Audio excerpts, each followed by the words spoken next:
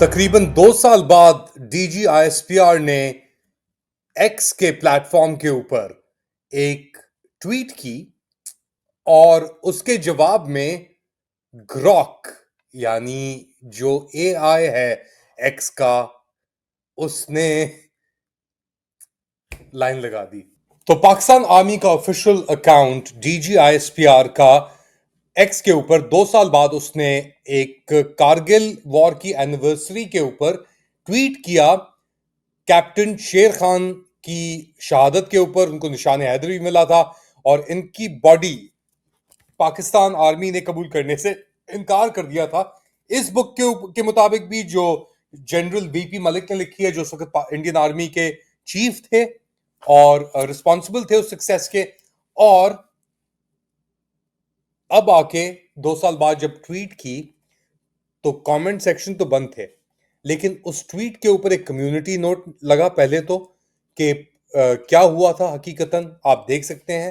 اور اس کے بعد لوگوں نے گراک جو ایکس کا اے آئی سسٹم ہے اس کے یوز کر کے نہ صرف D G I S P R کو رسپانس کیا، بٹ محرم کے موقع کے اوپر گراک سے سوال پوچھے گئے کہ یزیدیت کے اوپر پاکستان کے اندر فی الحال یزید کون ہے اس فی الوقت، اس کے اوپر پی ایم ایل این کے اوپر بہت سارے پاکستانی صحافی بھی اس چنگل کے اندر پھنسے جو پرو رجیم پروپیگینڈسٹ ہیں، فار ایگزامپل عمر چیمہ جیسے یا وسیم عباسی جیسے.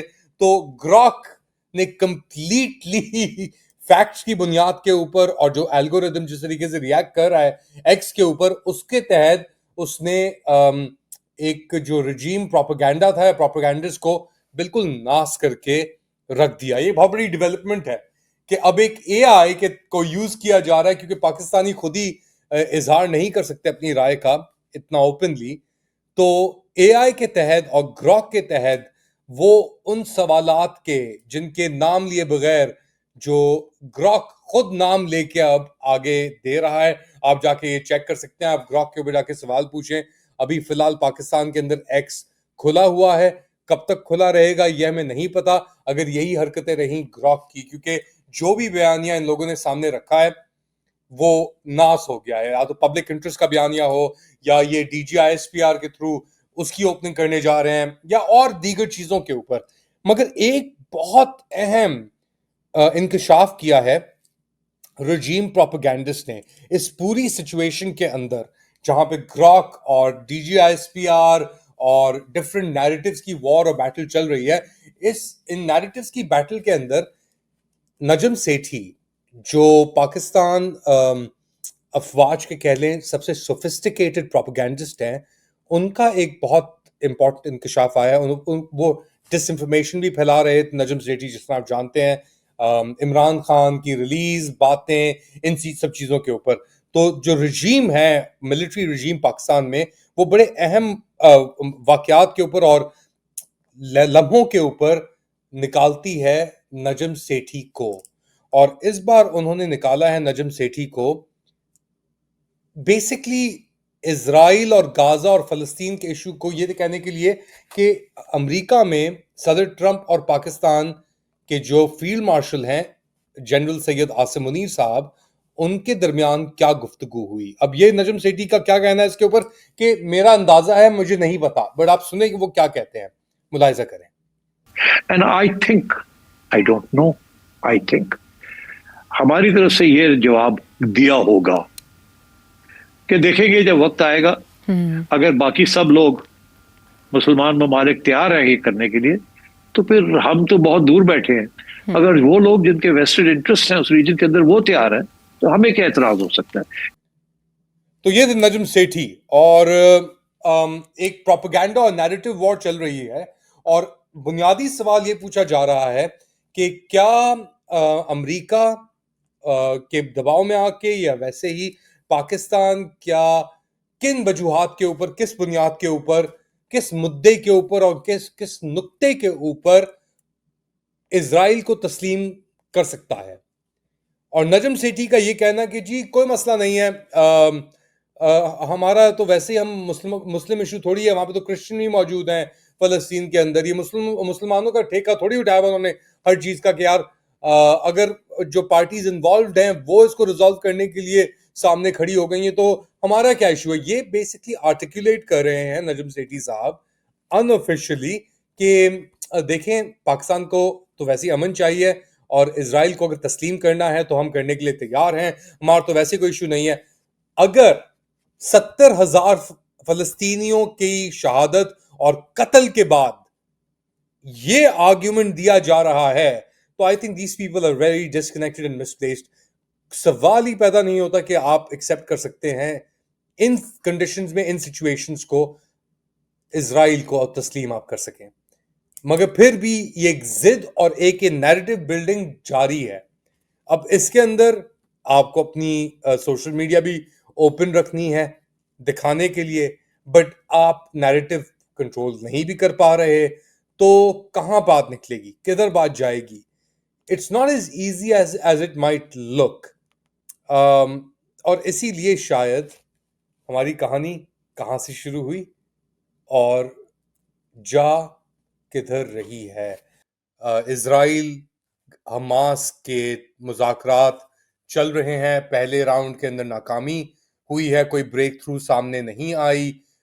پہلے انڈائریکٹ سیز فائر ٹاکس ہیں یہ حماس اور اسرائیل کے درمیان بہت عرصے بعد، اور پہلا راؤنڈ بیسکلی 2 سیپریٹ بلڈنگز کے اوپر اور 3.5 گھنٹے کے دوران دوحہ قطر کے اندر منعقد کیا گیا. اور پہلا یہ جو سیشن تھا یہ جس طرح میں نے کہا 3.5 گھنٹے لاسٹ کیا ہے یہ سیشن، اور ڈائریکٹ نہیں تھی یہ باتیں. انٹرلوکیوٹر تھے قطری، اور قطری میسج لے کے جا رہے تھے ایک جگہ سے دوسری جگہ پہ، اور پھر اس کے بعد کوشش کر رہے تھے کہ کوئی بریک تھرو ہو. نہ صرف قطری تھے بٹ آلسو مصری یا ایجپشن انٹرلوکیوٹرز اور نیگوشیٹرز بھی انوالو تھے، مگر کوئی پیش رفت نہیں ہوئی ان مذاکرات کے اندر. اب آج کے روز دوبارہ یہ مذاکرات جاری ہوں گے، جاری ہیں. سیکنڈ راؤنڈ آپ کہہ لیں اسے، اور سیپریٹ میٹنگز ہی ہوں گی حماس سے بھی اور اسرائیلی ڈیلیگیشن جو آئی ہوئی ہے اس سے بھی، اور کوشش کی جائے گی کہ یہ جو ٹرمپ کی سیز فائر ہے اس کے اوپر کوئی فائنلائزیشن یا کوئی پیش رفت ہو. لیکن سب سے بڑی رکاوٹ نیتن یاہو ہے، اور ابھی سے خبریں آنا شروع ہو گئی ہیں کہ ڈیل ہونے سے پہلے ہی وہ کوئی ایسا کچھ کرے گا دوبارہ، یعنی جنگ چھیڑے گا. یمن کے اوپر اٹیکس جاری ہیں جیسے آپ جانتے ہیں، اسرائیل کے بھی، امریکہ کے تو نہیں ہیں مگر اسرائیل کے اٹیکس جاری ہیں. تو نیتن یاہو لگ رہا ہے یا کہا جا رہا ہے کچھ ایسا کرے گا کہ پوری سچویشن کو اور ایکویژن کو تبدیل کر دے، کیونکہ امریکہ کے اندر ٹرمپ نے ایک بہت بڑا ایک رسک اور ایک گیمبل لیا ہے.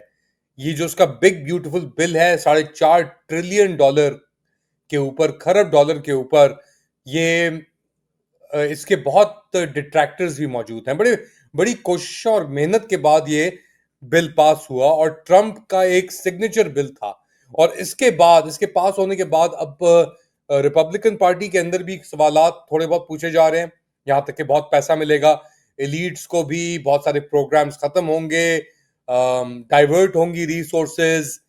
جو ایجنڈا ہے ڈونلڈ ٹرمپ کا اس کے تحت، جس طرح پہلے بھی ذکر کر چکا ہوں، امیگریشن کے اوپر کوئی کمپرومائز کرنے کی کوشش ڈھونڈی جائے گی. بعض اوقات دوسری جگہوں کے اوپر سخت اور میجرز لیے جائیں گے، جیسے فار ایگزامپل باؤنڈری وال جو بنا رہے تھے امریکہ میکسیکو کے درمیان، اس کے اوپر پیسے جائیں گے. نئی ٹاسک فورس کریٹ ہوں گی سیکیورٹی اپریٹس کے اندر، پولیس فورسز کے اندر.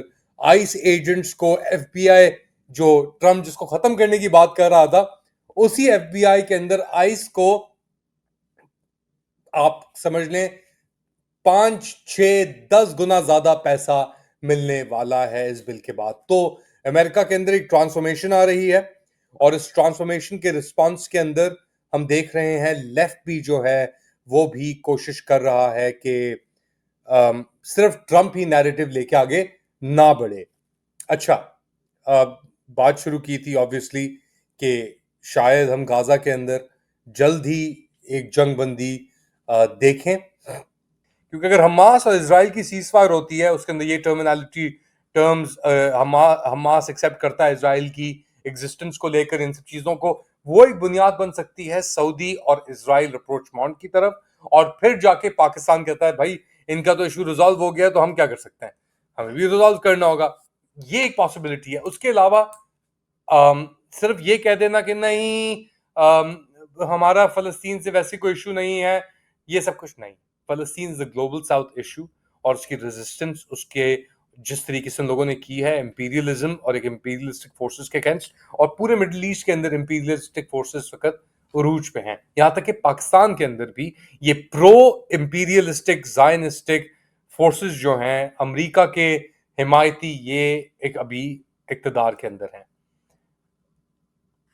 آپ کے اپنے مفاد کہاں جا کے کھڑے ہوں گے اگر آپ ویسے ہی لیٹے ہوئے ہیں؟ آپ نہ صرف لیٹے ہوئے، آپ تو کہہ رہے ہیں کہ کہاں، کدھر سے، کتنا جھکوں میں، کتنا بینڈ اوور ہوں میں.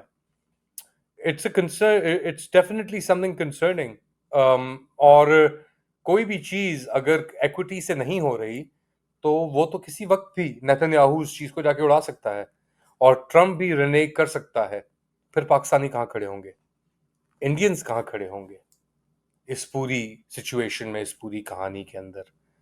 اور کیا پاکستانی گھروک کے ساتھ کیا کریں گے ان رسپانس نیریٹو بلڈنگ کے اندر؟ اور صرف کیا نیریٹو ہی ایک چیز ہے جو سچویشن کو آگے بڑھا سکتی، چلا سکتی ہے؟ ریالٹی کے اپنے بھی کچھ سرکمسٹانسز کریٹ ہوتے ہیں، حقیقت کچھ اور ہوتی ہے. آپ لوگ کیا سمجھتے ہیں؟ بتائیں مجھے کامنٹ سیکشن کے اندر. Do like, subscribe and share this content. اپنا خیال رکھیے گا. اگلی بار تک اللہ حافظ.